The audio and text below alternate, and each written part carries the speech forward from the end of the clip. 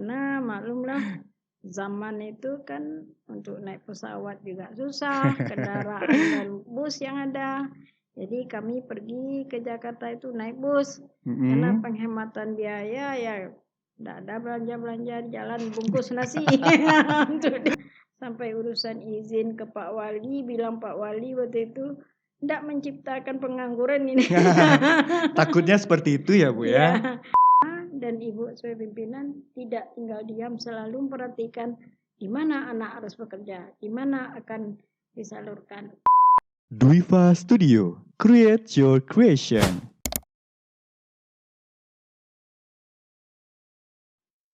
Assalamualaikum warahmatullahi wabarakatuh. Halo Sobat Dwiva dimanapun kamu berada.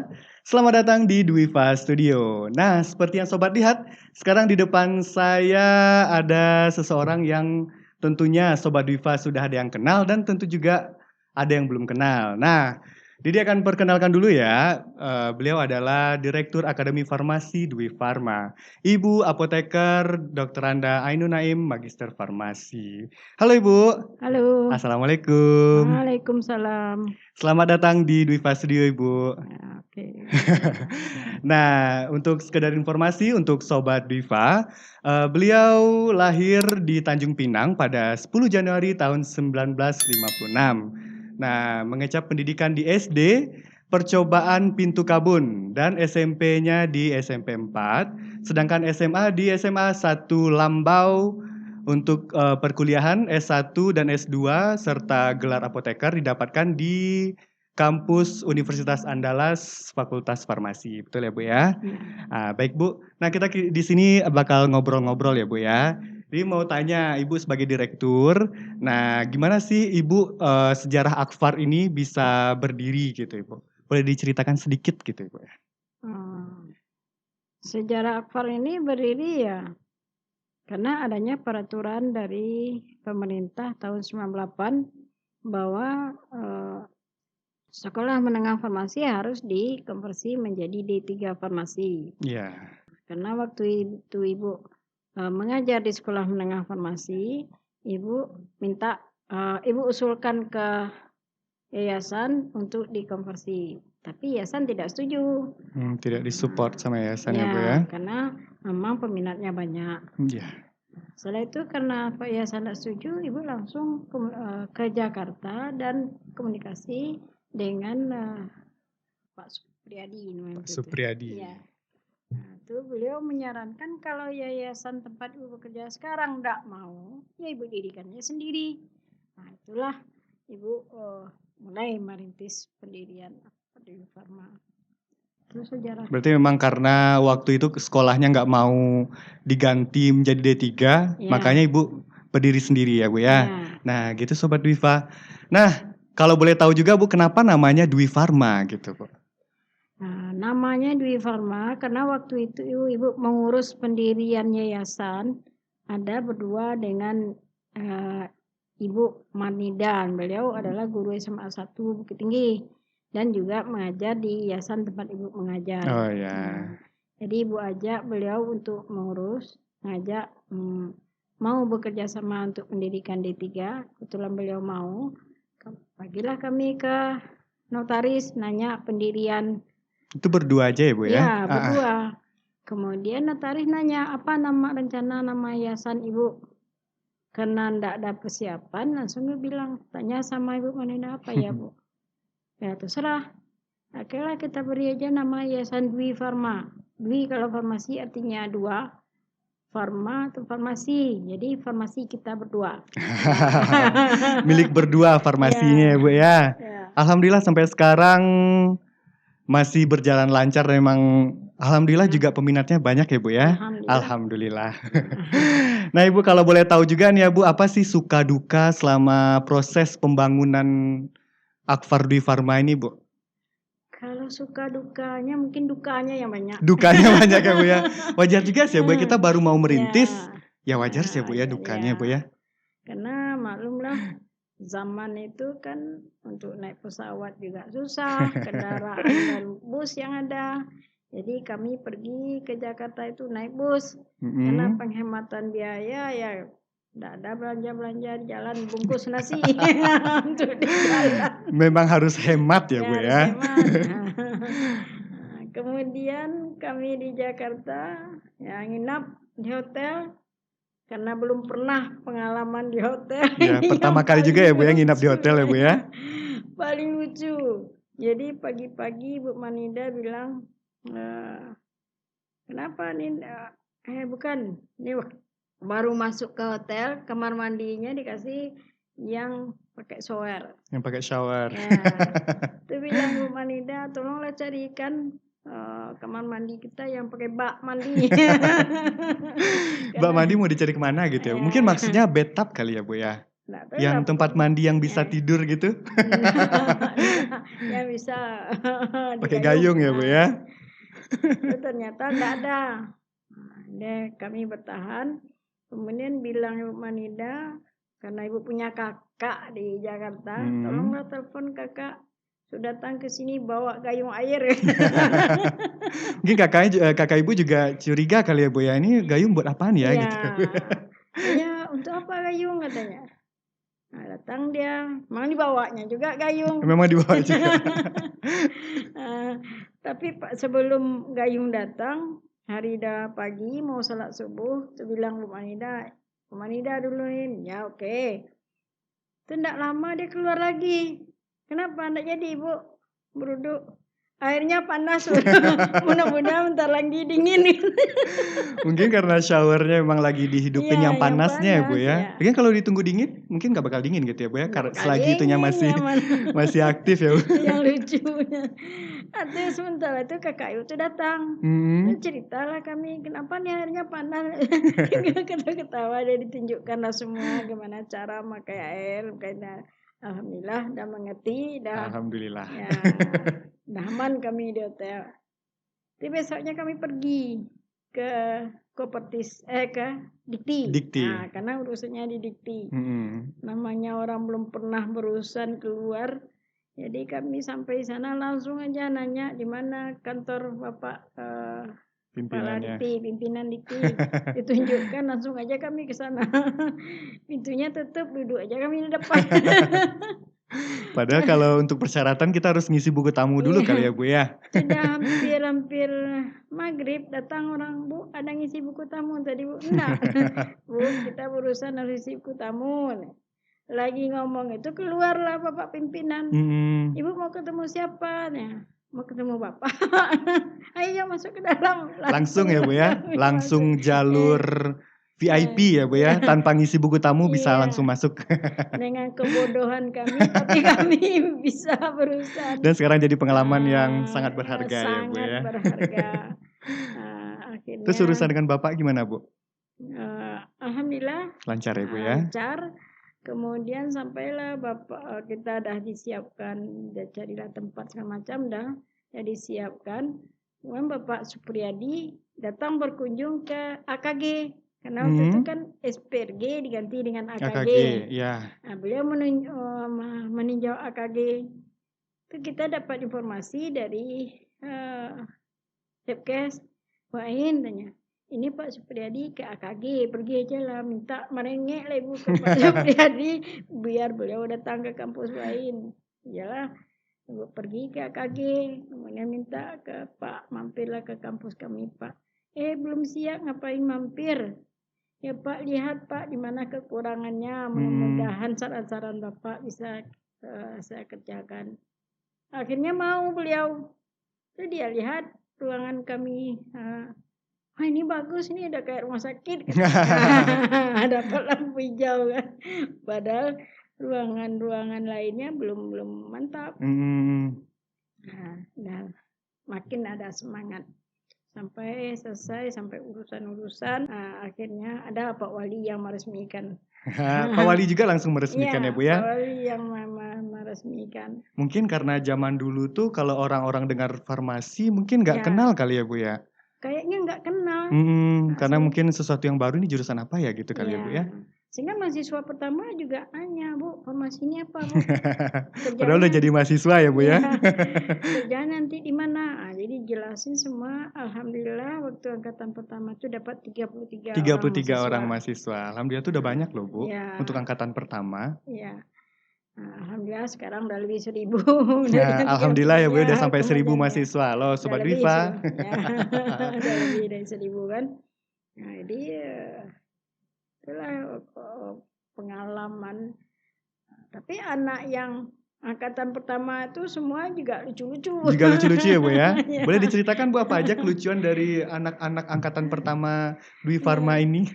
Yang pertama yang jelas tadi dia tidak mengerti apa itu farmasi. Cuma dia Iya. ikut saja kan. Apa yang Ikut dia alur ya, ikut, Bu, ya? Yang penting kuliah. Ya.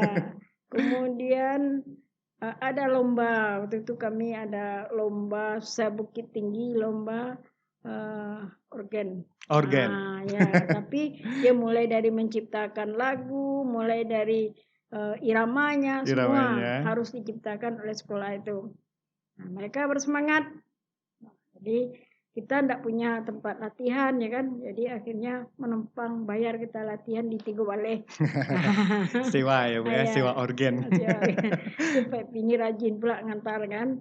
Nah, alhamdulillah karena keyakinan anak-anak itu juga dikasih semangat dapat juara 1. Juara 1 se-Bukit Tinggi. Ya. Wah, awal berdiri aja udah ada prestasi gitu ya, Bu, ya. Cukup Alhamdulillah. menjanjikan berarti kata Bapak walinya, Bu, ya. Alhamdulillah. Itu ada juga di antara anak tuh tidak pandai berbahasa Indonesia. Nggak pandai bahasa Indonesia.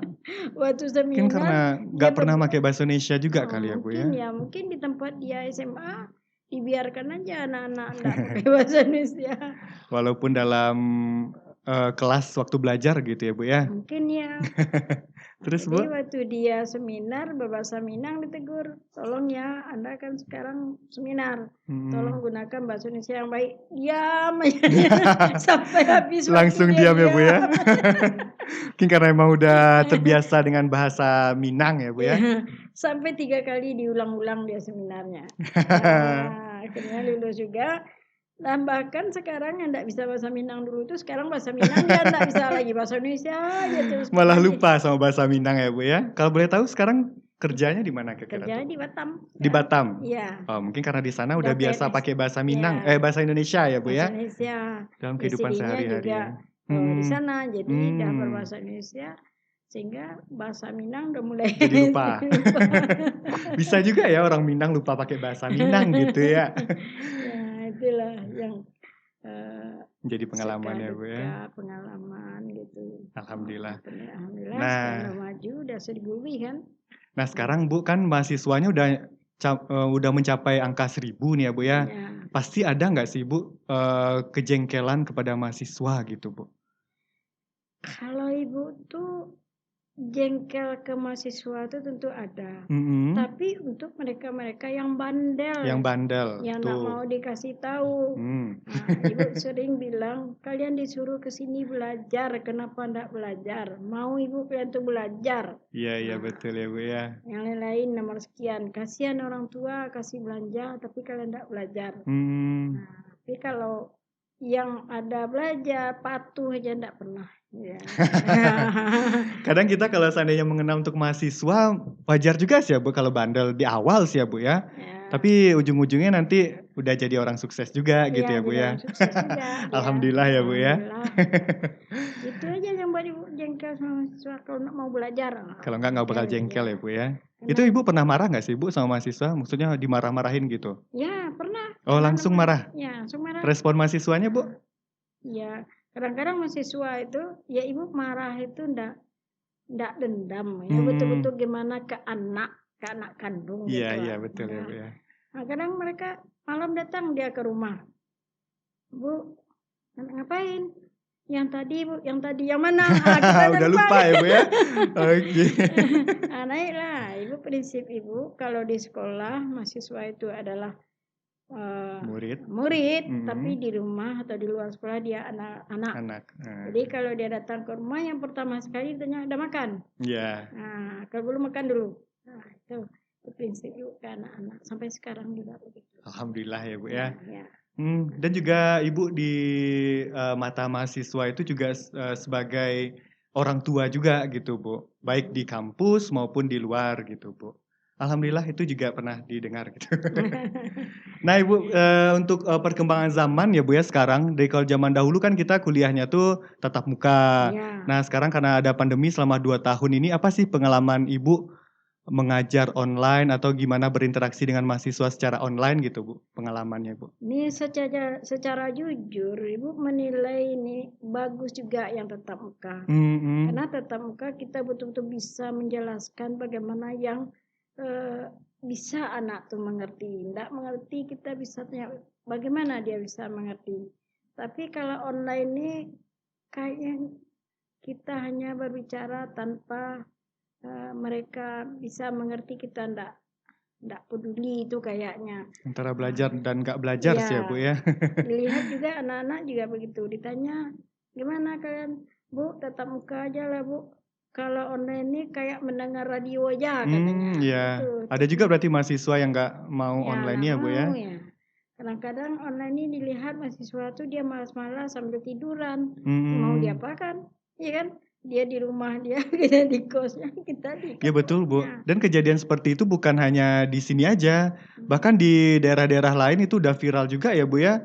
Udah habis ambil absen gurunya, habis itu dia tidur, malah Iya, dimatiin kameranya gitu ya Bu iya, ya. Jadi harap maklum juga kali ya Bu. Tapi di sisi lain kan kita juga harus mengikuti perkembangan zaman ya Bu ya. iya. Berarti ada sisi positif sama negatifnya juga ya Bu ya. Negatifnya mungkin mahasiswa susah paham, sedangkan tatap muka pun juga susah ya Bu ya. Nah, Mungkin di sisi jadi lain D3 kita juga banyak praktikum ya Bu. ya. Kalau praktikum online gimana cara prakteknya gitu ya Bu ya? Ya, makanya Ibu bilang ke dosen-dosen, terutama ke wadir-wadir, kita Mhm. harus memikirkan bagaimana kita tetap tatap muka, tapi yang online juga. Jadi Oh ya. akhirnya diputuskanlah yang butuh pengertian, kayak responsi resep, Mhm. itu kan butuh pengertian yang mendalam. Ya Itu yang kita lebih lakukan tetap tatap tatap muka. muka. Nah, walaupun dibagi-bagi, misalnya dibagi 2 atau bagi Iya. 3. Nah, tapi yang bisa hafalan kayak KWN, undang-undang itu Bisa online online ya saja. Bu ya. Nah, gitu aturan terakhir yang Ibu bikin. Dan selama kita menjalankan kuliah offline di masa pandemi ini kita tetap menjalankan prokes ya Bu ya, Ya, sesuai dengan tetap prokes wajib. yang udah ditetapkan sama Ya, pemerintah ya Bu ya. ya wajib. Makanya kita di kampus juga sediakan tetap cuci tangan Ya, sepanjang kampus. harus Dan ada kita juga ya Bu ya. ada Cuci sabunnya ya. tangan, hand sanitizer juga ada Ya, gitu ya Bu ya. gitu. Ayo yang mau datang ke kampus Advart Dwi Farma, terbuka sekali pintu kami. Ya.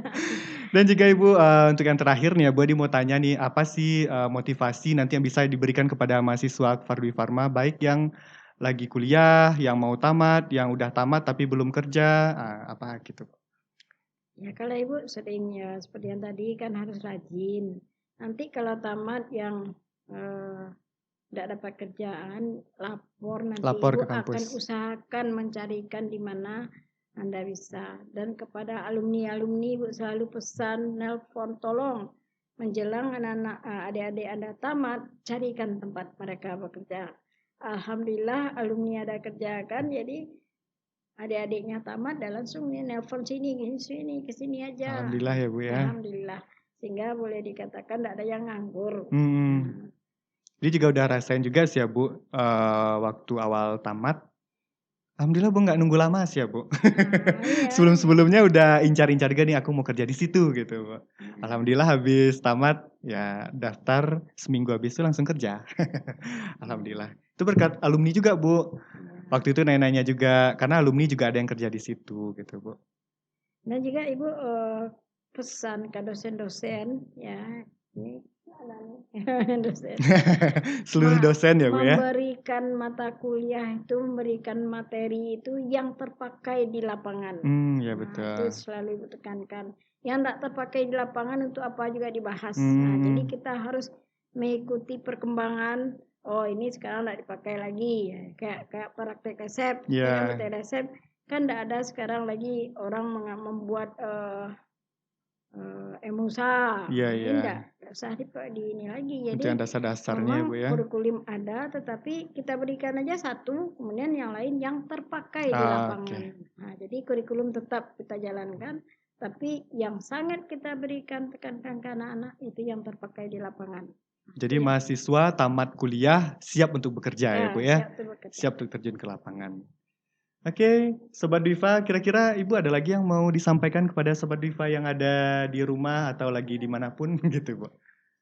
Rasanya udah cukup. Udah cukup Cuma ya Bu ya? begitulah, kuliah di Akademi Farmasi di Farma dan Ibu sebagai pimpinan tidak tinggal diam, selalu memperhatikan di mana anak harus bekerja, di mana akan disalurkan. Nah, selalu nelpon ke alumni kemana saja atau teman-teman apoteker yang punya apotek, yang punya rumah sakit, nanya, rajin nanya, ada enggak Iya. peluang, ada enggak peluang. Nah, sehingga Insya alhamdulillah. Allah kalau seandainya kita memiliki keinginan juga untuk bekerja, kalau seandainya nggak dapat, bisa lapor ke Ibu nanti dibantu ya Bu ya. Ya, dibantu. Tuh buat teman-teman.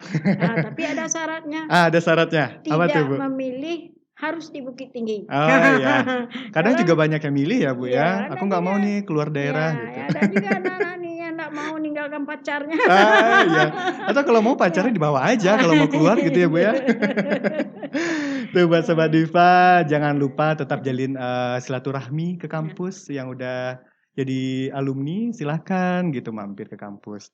Karena pintu Akfar selalu terbuka ya Bu ya. Iya.